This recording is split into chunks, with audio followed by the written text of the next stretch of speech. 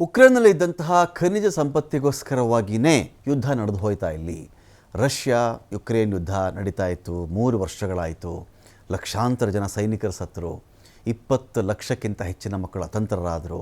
ನಾಗರಿಕರ ಸಾವುಗಳಿಗಂತೂ ಲೆಕ್ಕನೇ ಇಲ್ಲ, ಆಗಿರತಕ್ಕಂಥ ನಷ್ಟ ಲೆಕ್ಕವೇ ಇಲ್ಲ. ಇದರ ಮಧ್ಯೆ ಇಷ್ಟು ಒಂದು ವಾರ್ ನಡೆದಿದ್ದು ಉಕ್ರೇನ್ನಲ್ಲಿರತಕ್ಕಂಥ ಅಮೂಲ್ಯವಾದಂಥ ಖನಿಜಗಳ ಸಂಪತ್ತಿಗೋಸ್ಕರವಾಗಿನಾ?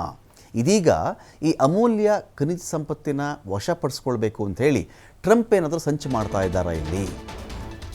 ಹಿಂದೆ ಜೋ ಬೈಡೆನ್ ಇದ್ದಾಗ ಇಂಡೈರೆಕ್ಟ್ಲಿ ಯುಕ್ರೇನ್ನ ಅಧ್ಯಕ್ಷರಿಗೆ ಸಪೋರ್ಟ್ ಇತ್ತು. ಪರಿಸ್ಥಿತಿ ಬದಲಾಯಿತು.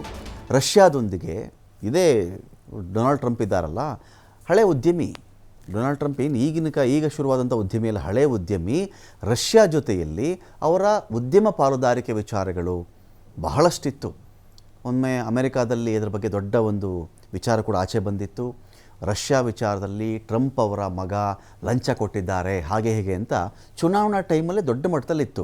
ಈಗ ನಾವು ಅಮೆರಿಕ ರಷ್ಯಾ ಅಂತ ಕನ್ಸಿಡರ್ ಮಾಡಿದ ತಕ್ಷಣ ಇಬ್ಬರಿಗೂ ಆಗಲ್ಲ, ಶೀತಲ ಸಮರ ಇದೆ, ಉರಿದು ಬೀಳ್ತಾರೆ ಇಬ್ಬರು, ಈ ಥರ ಚಿತ್ರಣ ಇತ್ತಲ್ಲ.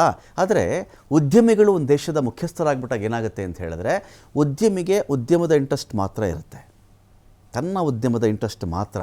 ಅವನು ಯಾರನ್ನೂ ಶತ್ರು ಮಾಡ್ಕೊಳ್ಳಲ್ಲ. ಯಾರು ಅಧಿಕಾರಕ್ಕೆ ಬರ್ತಾನೋ ಅವನ ಜೊತೆ ಉದ್ಯಮಿ ಹೆಜ್ಜೆ ಹಾಕಿಬಿಡ್ತಾನೆ. ದುಶ್ಮನಿ ಮಾಡ್ಕೊಳ್ಳೋಕೆ ಹೋಗಲ್ಲ ಅವನು, ಅದರ ಅವಶ್ಯಕತೆ ಅವನಿಗಿಲ್ಲ. ಕಾರಣ ಅಲ್ಲಿ ದುಶ್ಮನಿ ಮಾಡ್ಕೊಂಡ ತಕ್ಷಣ ಅವನೇನು ಮಾಡ್ತಾನೆ, ಬಿಸ್ನೆಸ್ ಕಳ್ಕೊಳ್ತಾನೆ ಅವನು. ಹಾಗಾಗಿ ಯಾರೇ ಕುರ್ಚಿಯಲ್ಲಿದ್ದರೂ ಕೂಡ ಆ ಕುರ್ಚಿಯಲ್ಲಿರುವವನ ಜೊತೆಗೆ ಉದ್ಯಮಿ ಚೆನ್ನಾಗಿರ್ತಾನೆ. ಇದರ ಮಧ್ಯದಲ್ಲಿ ಉದ್ಯಮಿನೇ ಆ ಕುರ್ಚಿ ಹಿಡ್ಕೊಂಡ್ಬಿಟ್ರೆ ಅದು ನಡೀತಾ ಇದೆಯಾ ಈಗ ಅಂತ. ಇದೀಗ ಉಕ್ರೇನ್ನಲ್ಲಿರ್ತಕ್ಕಂಥ ಅಮೂಲ್ಯ ಖನಿಜ ಸಂಪತ್ತುಗಳನ್ನು ಹೇಗಾದರೂ ಪಡ್ಕೊಳ್ಬೇಕು ಅಂಥೇಳಿ ಡೊನಾಲ್ಡ್ ಟ್ರಂಪ್ ಪ್ಲಾನ್ ಮಾಡ್ತಾ ಇದ್ದಾರಾ? ಉಕ್ರೇನ್ ಅಧ್ಯಕ್ಷ ಝೆಲೆನ್ಸ್ಕಿ ಮಂಡಿಯೂರುವಂತೆ ಮಾಡಿರೋದು ಟ್ರಂಪ್. ಈಗ ಅದು ನಿಮ್ಮ ವಿಚಾರಪ್ಪ, ನಾನೇನು ಇದರಲ್ಲಿ ಇಂಟರ್ಫಿಯರ್ ಆಗಲ್ಲ, ರಷ್ಯಾ ಜೊತೆ ನಾನು ಇರ್ತೀನಿ ಅಂತ ಹೇಳಿ ಇಂಡೈರೆಕ್ಟಾಗಿ ಹೇಳಿ ಆಯಿತು. ಈ ಕಡೆಗೆ ಝೆಲೆನ್ಸ್ಕಿ ಕಥೆ ನೋಡಿದ್ರೆ ದೇಶಕ್ಕೆ ದೇಶ ಹೋಗಿದೆ, ಜನಕ್ಕೆ ಜನ ಇಲ್ಲ, ಸೈನಿಕರು ಸಾಯ್ತಾ ಇದ್ದಾರೆ. ಏನೋ ಅಮೇರಿಕಾ ಸಪೋರ್ಟಿಗೆ ಬರುತ್ತೆ, ನ್ಯಾಟೋ ರಾಷ್ಟ್ರಗಳ ಸಾಲಿಗೆ ನನ್ನನ್ನು ಸೇರಿಸ್ಕೊಂಡ್ಬಿಡ್ತಾರೆ, ಅಥವಾ ನ್ಯಾಟೋದವರೇ ನನ್ನ ಜೊತೆಗೆ ನಿಂತ್ಕೊಳ್ತಾರೆ, ನಿರೀಕ್ಷೆ ಇತ್ತಲ್ಲ, ಎಲ್ಲವೂ ಹೊರಟೋಯ್ತಿದೀಗ. ಝೆಲೆನ್ಸ್ಕಿಗಿದ್ದಂಥ ಕಟ್ಟ ಕಡೆಯ ಭರವಸೆಗಳೆಲ್ಲವೂ ಕೂಡ ಛಿದ್ರವಾಗಿದೆ. ಯಾವಾಗ ರಷ್ಯಾದೊಂದಿಗೆ ಅಮೆರಿಕ ಕೈ ಜೋಡಿಸ್ತೋ ಇನ್ನು ಅತಂತ್ರ ಅಂಥೇಳಿ ಝೆಲೆನ್ಸ್ಕಿಗೆ ಅರ್ಥವಾಗ್ತಾ ಇದೆ. ಈಗ ಖನಿಜ ಒಪ್ಪಂದ ಸಕ್ಸಸ್ ಆಗುವಂತೆ ಮಾಡೋದಷ್ಟೇ ಉದ್ದೇಶ ಇದೆ. ಈಗ ನಾಳೆ ಯುಕ್ರೇನ್ನ ಅಧ್ಯಕ್ಷ ವೊಲೋಡಿಮಿರ್ ಝೆಲೆನ್ಸ್ಕಿ ಈ ಒಂದು ಒಪ್ಪಂದಕ್ಕೆ ಸಹಿ ಆಗ್ತಾ ಇದ್ದಾರೆ. ಇದಕ್ಕೋಸ್ಕರ ನಾಳೆ ಅಮೆರಿಕಾಗೆ ಅಧ್ಯಕ್ಷ ಝೆಲೆನ್ಸ್ಕಿ ಹೋಗ್ತಾ ಇರೋದು. ಇನ್ನೇನು ದಾರಿ ಇಲ್ವಲ್ಲ, ಈ ಒಪ್ಪಂದ ಮಾಡಿಕೊಂಡು ದೇಶ ಉಳಿಸ್ಕೊಳ್ಬೇಕಲ್ಲ. ಆ ಕಾರಣದಿಂದಾಗಿ ಝೆಲೆನ್ಸ್ಕಿ ಅಮೆರಿಕಾಗೆ ಹೋಗ್ತಾ ಇದ್ದಾರೆ. 53% ಖನಿಜ ಭೂಮಿಯ ಮೇಲೆ ರಷ್ಯಾದ ಪ್ರಾಬಲ್ಯ ಇದೆ. ಕಳೆದ ವಾರ ದುಬೈನಲ್ಲಿ ಅಮೆರಿಕ ರಷ್ಯಾ ನಡುವೆ ಮಾತುಕತೆ ನಡೆದಿದೆ. ಯುದ್ಧ ನಿಲ್ಲಿಸುವ ನೆಪದಲ್ಲಿ ಖನಿಜ ಸಂಪತ್ತು ವಶಕ್ಕೆ ಪಡ್ಕೊಳ್ಬೇಕು ಅಂಥೇಳಿ ಮೆಗಾ ಪ್ಲಾನ್ ನಡೆದಿದೆ ಇಲ್ಲಿ. ಅಮೆರಿಕ ರಷ್ಯಾದ ಈ ಆಟದಲ್ಲಿ ಅಧ್ಯಕ್ಷರು ಬದಲಾಗ್ತಾ ಇರ್ತಾರೆ. ಅಧ್ಯಕ್ಷರು ಬದಲಾದಾಗ ನೀತಿಗಳೇ ಬದಲಾಗ್ಬಿಟ್ರೆ ಹೇಗೆ? ಹಿಂದಿನ ಅಧ್ಯಕ್ಷ ಝೆಲೆನ್ಸ್ಕಿ ಜೊತೆಗಿದ್ದರು, ಎಸ್, ರಷ್ಯಾನ ವಿರೋಧ ಮಾಡ್ಕೊಳ್ತಾ ಇದ್ದರು. ಇದಕ್ಕೆ ಝೆಲೆನ್ಸ್ಕಿ ಕೂಡ ಖುಷಿಯಾಗ್ಬಿಟ್ಟಿದ್ರು, ಜೊತೆಗೆ ಅವರು ಇದ್ದಾರೆ ಅಂತ ಇವರು ಯುದ್ಧವನ್ನು ಮುಂದುವರ್ಸ್ಕೊಂಡು ಬಂದರು. ಅಧ್ಯಕ್ಷ ಚೇಂಜ್ ಆದರೂ ದೇಶದ ನಿಲುವೆ ಬದಲಾಗ್ಬಿಟ್ರೆ ಗತಿ ಏನು ಅಂತ ಆ ಸ್ಥಿತಿಲಿ ಇದೀಗ ಝೆಲೆನ್ಸ್ಕಿ ಇರೋದು. ನೋಡಿ, ಝೆಲೆನ್ಸ್ಕಿ ಮಂಡಿಯಿರೋದು ಹೇಗಪ್ಪ ಅಂದರೆ, 3 ವರ್ಷಗಳಿಂದ ಯುದ್ಧಗ್ರಸ್ತ ಭೂಮಿಯಾಗಿದೆ ಯುಕ್ರೇನ್. ಅಮೆರಿಕ ಸಪೋರ್ಟ್ ಮಾಡ್ತಾ ಇತ್ತು. ತನ್ನ ಅಧಿಕಾರಕ್ಕೆ ಬರ್ತಾ ಇದ್ದಂತೆ ಎಲ್ಲ ರೀತಿ ನೆರವನ್ನು ನಿಲ್ಲಿಸಿದ್ದು ಡೊನಾಲ್ಡ್ ಟ್ರಂಪ್. ಕುತ್ತಿಗೆ ಹಿಸುಕದಂಗೆ ಆಯಿತು. ಯಾರಿಗೆ? ಝೆಲೆನ್ಸ್ಕಿಗೆ. 3 ವರ್ಷಗಳಿಂದ ಯುದ್ಧಕ್ಕೆ ಕೊಟ್ಟವಲ್ಲಪ್ಪ ಹಣನ, ಮೊದಲು ವಾಪಸ್ ಕೊಟ್ಬಿಡೋದನ್ನ ಅಂತ ಬೇಡಿಕೆ ಶುರುವಾಯಿತು. ಹಣ ಕೊಡಿ, ಇಲ್ಲ ನಿಮ್ಮ ಅಮೂಲ್ಯ ಖನಿಜ ಸಂಪತ್ತನ್ನು ಬಿಟ್ಕೊಟ್ಬಿಡಿ ಅಂತ. ಇಲ್ಲಿವರೆಗೂ ಈ ನೆರವೇನಿರುತ್ತೆ ಬಹುಶಃ ಝೆಲೆನ್ಸ್ಕಿ ಗೆಸ್ ಕೂಡ ಮಾಡಿರಲಿಕ್ಕಿಲ್ಲ. ನ್ಯಾಟೋ ಇದೆ, ರಷ್ಯಾ ಕಂಡ್ರೆ ಅಮೆರಿಕಾಗೆ ಆಗಲ್ಲ, ಹಾಗಾಗಿ ನನಗೆ ಸಪೋರ್ಟ್ ಬರ್ತಾ ಇದೆ, ನಾನು ಯುದ್ಧ ಮಾಡ್ತಾ ಇದ್ದೀನಿ ಅಂತ ಭಾವಿಸಿಕೊಂಡಿದ್ದರು. ನೆರವನ್ನು ಈ ಸಾಲ ಅಂತ ಮಾಡಿಬಿಟ್ರೆ, ನಾನು ನಿಂಗೆ ಸಹಾಯ ಮಾಡ್ತಿದ್ದೀನಪ್ಪ, ನನಗೇನು ಪ್ರತಿಫಲಾಪೇಕ್ಷೆ ಇಲ್ಲ ಅಂತ ಹಿಂದೆ ಮಾತಾಡ್ಕೊಂಡಿದ್ದಿರಬಹುದು. ಈಗ ಅದೆಲ್ಲವನ್ನು ಕೂಡ ಒಂದು ಬುಕ್ಕಲ್ಲಿ ಬರೆದಿಟ್ಬಿಟ್ಟು, ಇಲ್ಲಪ್ಪ ನಿನಗೇನು ಪುಕ್ಸಟ್ಟೆ ಕೊಟ್ಟಿಲ್ಲ, ನಾವು ನಿಂಗೆ ಸಾಲ ಅಂತ ಕೊಟ್ಟಿರೋದು ಮೊದಲು ವಾಪಸ್ ಕೊಡ್ತೀಯಾ, ಇಲ್ಲ ಅದನ್ನು ಖನಿಜ ಸಂಪತ್ತಿದೆಯಲ್ಲ ಅದನ್ನು ಬಿಟ್ಕೊಡ್ತೀಯಾ ಹೇಳು ಅಂತ ಕೇಳಿದಾಗ ಬೇರೆ ದಾರಿ ಇಲ್ಲ.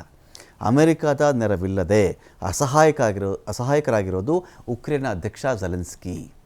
ಖನಿಜ ಒಪ್ಪಂದ ಅಂದರೆ ಉಕ್ರೇನ್ ಖನಿಜ ಸಂಪತ್ತಿನ ಮೌಲ್ಯ $11 trillion American dollar. Bharat $5 trillion economy ಮಾಡ್ತೀವಿ ಅಂತ ಹೊರಟಿದೆಯಾ ಭಾರತ. 5 ಟ್ರಿಲಿಯನ್, 5 ಲಕ್ಷ ಕೋಟಿ ಅಮೆರಿಕನ್ ಡಾಲರ್ನ ಆರ್ಥಿಕತೆ ನಾವು ಮಾಡ್ತೀವಿ ಅಂತ. 5 ಲಕ್ಷ ಕೋಟಿ, 1 ಟ್ರಿಲಿಯನ್ ಅಂದರೆ 1 ಲಕ್ಷ ಕೋಟಿ ಅಂತ. $5 ಲಕ್ಷ ಕೋಟಿ ಆರ್ಥಿಕತೆ ಮಾಡ್ತೀವಿ ಅಂತ ಭಾರತ ಹೊರಟಿರೋದು. ಅದರ ಯುಕ್ರೇನ್ ನೋಡಿ $11 ಟ್ರಿಲಿಯನ್ ಅಮೆರಿಕನ್ ಡಾಲರ್ ಮೌಲ್ಯದ ಖನಿಜ ಸಂಪತ್ತನ್ನು ಅಮೆರಿಕಾಗೆ ಬಿಟ್ಕೊಡೋಕೆ ರೆಡಿಯಾಗಿದೆ. ಭಾರತದ ಆರ್ಥಿಕತೆಗಿಂತ 3 ಪಟ್ಟು ಜಾಸ್ತಿ, ಈಗಿನ ಆರ್ಥಿಕತೆಗಿಂತ 3 ಪಟ್ಟು ಜಾಸ್ತಿ ಇದೆ ಇದು. ಒಂದು ತಿಂಗಳಿಂದ ಡೊನಾಲ್ಡ್ ಟ್ರಂಪ್ ಒತ್ತಡ ಹೇರ್ತಾ ಇರೋದು ಉಕ್ರೇನ್ನ ಖನಿಜ ಸಂಪತ್ತಿನಲ್ಲಿ 50% ಅಮೆರಿಕದ ಪಾಲಾಗ್ತಾ ಇದೆ. ಉಕ್ರೇನ್ ಇರತಕ್ಕಂಥ ಖನಿಜಗಳು ಟೈಟಾನಿಯಂ ಇದೆ, ಅಲ್ಲಿ ಕಬ್ಬಿಣ ಉಕ್ಕಿಗಿಂತ ಬಲಶಾಲಿ ಅದು. ಟೈಟಾನಿಯಂ ಕರಗುವುದಕ್ಕೆ 2000 ಡಿಗ್ರಿ ಸೆಲ್ಸಿಯಸ್ನಷ್ಟು ತಾಪಮಾನ ಬೇಕಾಗುತ್ತೆ. ವಿಮಾನದಿಂದ ಹಿಡಿದು ವಿದ್ಯುತ್ ಸ್ಥಾವರಗಳವರೆಗೂ ಕೂಡ ಎಲ್ಲದರಲ್ಲೂ ಬಳಕೆ ಮಾಡ್ತಾರೆ ಇದನ್ನು. ಯುದ್ಧಕ್ಕಿಂತ ಮುಂಚೆ ಯುಕ್ರೇನ್ನ ಉತ್ಪಾದನೆ 7% ಲಿಥಿಯಂ ಜ್ವಾಲಾಮುಖಿ ಶಿಲೆಗಳು ಬುಗ್ಗೆಗಳಲ್ಲಿ ಕಂಡುಬರ್ತಕ್ಕಂಥ ಖನಿಜ ಇದು. ಬ್ಯಾಟ್ರಿ ತಯಾರಿಕೆಯಲ್ಲಿ ಬೇಕು. ಲಿಥಿಯಂ ಇದೆಯಲ್ಲ, ಈಗ ಇದನ್ನೇ ವಿಶ್ವದ ಭವಿಷ್ಯ ಅಂತ ಕರಿತಾ ಇದ್ದಾರೆ. ಎಲ್ಲ ಗಾಡಿಗಳು ಎಲೆಕ್ಟ್ರಿಕ್ ಬ್ಯಾಟ್ರಿಯಿಂದ, ಟೂ ವೀಲರ್ ಎಲೆಕ್ಟ್ರಿಕ್ ಬ್ಯಾಟ್ರಿಯಿಂದ, ಕಾರು ಬೇರೆ ಬೇರೆ ತಯಾರು ಮಾಡ್ತಾ ಇದ್ದಾರಲ್ಲ, ಆ ಬ್ಯಾಟ್ರಿಗಳಲ್ಲಿ ಬೇಕಾಗಿರ್ತಕ್ಕಂಥದ್ದೇ ಲಿಥಿಯಂ ಎನ್ನುವ ಖನಿಜ. ನಿಮ್ಗೆ ಆಶ್ಚರ್ಯ ಆಗಿಬಿಡುತ್ತೆ. 14 ಲಕ್ಷ ರೂಪಾಯಿ ಒಂದು ಎಲೆಕ್ಟ್ರಿಕ್ ಕಾರ್ ಯಾರೋ ಹೇಳಿದ್ರು ಅಂದ್ಕೊಳ್ಳಿ, ನಿಮಗೆ 14 ಲಕ್ಷ ರೂಪಾಯಿ ಹೇಳ್ತಾರಪ್ಪ ಒಂದು ಕಾರ್ ಇಷ್ಟು ಬೆಲೆ ಬಾಳ್ತಾ ಇದೆ ಇದರಲ್ಲಿ ಅಂತ ಹೇಳಿ. 3000ವರೆಗೂ ಪಾರ್ಟ್ಸ್ ಇರ್ತಾ ಇತ್ತು, 3000 ಬೇರೆ ಬೇರೆ ಬಿಡಿ ಭಾಗಗಳಿರ್ತಾ ಇತ್ತು. ಈಗ 300ಕ್ಕಿಂತ ಕಡಿಮೆ ಬಂದುಬಿಟ್ಟಿದೆ ಅದು. 300ಕ್ಕಿಂತ ಕಡಿಮೆ. ಏನಕ್ಕೆ ಅಂದರೆ ಬಿಕಾಸ್ ಆಫ್ ಬ್ಯಾಟ್ರಿ ಅಷ್ಟಾಕು. ಬ್ಯಾಟ್ರಿ ಅದಕ್ಕೊಂದು ಬೆಲ್ಟ್ ಹಾಕ್ತಾರೆ, ಚಕ್ರ ಕನೆಕ್ಟ್ ಮಾಡ್ತಾರೆ, ಮುಗೀತು. ಬ್ಯಾಟ್ರಿ ರನ್ ಆದ ತಕ್ಷಣ ಚಕ್ರ ಓಡ್ತಾ ಇರುತ್ತೆ. ಇಂಥ ಬ್ಯಾಟ್ರಿಗೇ ಅರ್ಧ ದುಡ್ಡಿರುತ್ತೆ ಅದರಲ್ಲಿ. 14 ಲಕ್ಷ ರೂಪಾಯಿನ ಕಾರ್ ಅಂದರೆ 7ರಿಂದ 8 ಲಕ್ಷ ರೂಪಾಯಿ ಆ ಬ್ಯಾಟ್ರಿಗೆ ನಿಮಗೆ ಖರ್ಚಾಗ್ಬಿಡುತ್ತೆ. ಬ್ಯಾಟ್ರಿ ಹೋಯಿತು ಅಂದರೆ 8 ಲಕ್ಷ ರೆಡಿ ಮಾಡ್ಕೊಳ್ಳಿ ಅಂತ ಅದರ ಅರ್ಥ. ಬ್ಯಾಟ್ರಿ ಸ್ವಾಪಿಂಗ್ ಬಂದರೆ ಅದು ಬೇರೆ ಕತೆ ಬರುತ್ತೆ. ಹಾಗಾಗಿ ಲಿಥಿಯಂ ಇದೆಯಲ್ಲ ತುಂಬ ಕಾಸ್ಟ್ಲಿ, ತುಂಬ ರೇರ್, ಅದು ಸಿಗಲ್ಲ, ಅದಕ್ಕೆ ಅಷ್ಟು ಬೆಲೆ ಜಾಸ್ತಿ ಅಂತ. ಅದು ಅಗ್ಗವಾಗಿ ಸಿಗೋದಾದರೆ ಎಲೆಕ್ಟ್ರಿಕ್ ಕಾರ್ಗಳ ಒಂದು ಬೆಲೆ ಕೂಡ ಕಡಿಮೆ ಆಗುತ್ತೆ ಅಂತ. ಯುಕ್ರೇನ್ ಉತ್ಪಾದನೆಯ ಪಾಲನೆ 33% ಲಿಥಿಯಮಲ್ಲಿ. ಯುರೇನಿಯಂ ವಿಕಿರಣಶೀಲ ಲೋಹ ಇದು, ಪರಮಾಣು ಬಾಂಬ್ನ ತಯಾರಿಕೆಯಲ್ಲಿ ಬಳಸ್ತಾರೆ ಇದನ್ನು. ಯುಕ್ರೇನ್ನ ಉತ್ಪಾದನೆ 2% ಇದೆ ಇದು. ಇನ್ನು ಅಪರೂಪದ ಖನಿಜಗಳು ಕೂಡ ಇದೆ. 17 ಖನಿಜಗಳ ಗುಂಪಿದೆ. ಎಲೆಕ್ಟ್ರಾನಿಕ್ಸ್ನಿಂದ ಹಿಡಿದು ಮಿಲಿಟರಿ ಉಪಕರಣಗಳವರೆಗೂ ಕೂಡ ಇದನ್ನು ಬಳಸ್ತಾರೆ. ಗ್ರಾಫೈಟ್ನ ದೊಡ್ಡ ನಿಕ್ಷೇಪವನ್ನೇ ಯುಕ್ರೇನ್ ಹೊಂದಿದೆ. ವಿದ್ಯುತ್ ವಾಹಕಗಳ ತಯಾರಿಕೆಯಲ್ಲಿ ಗ್ರಾಫೈಟನ್ನು ಬಳಸ್ತಾರೆ.